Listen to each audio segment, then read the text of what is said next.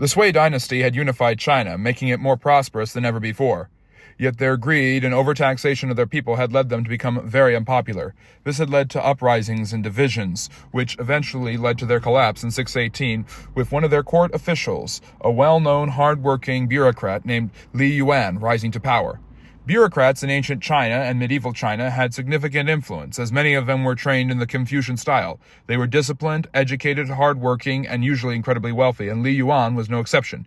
He established his own family as the dynasty, one of the most premier in China's history. Many consider it to be the best Chinese dynasty of all time, the Tang, that would last from 618 to 907.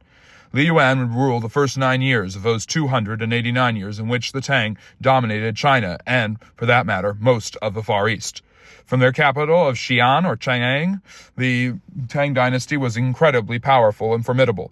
The Silk Road was at its highest in popularity and usage, making them incredibly wealthy. Their bureaucracy was extraordinarily powerful, as was their art and literature, with poets coming from all over the empire to write poems about the beauty of the court. Confucian scholarship was extraordinarily popular, and following the legal codes of the Sui dynasty, Li Yuan and his successors created a formidable bureaucracy and civil government that was both efficient and well-educated, just as Confucian scholarship needed to be.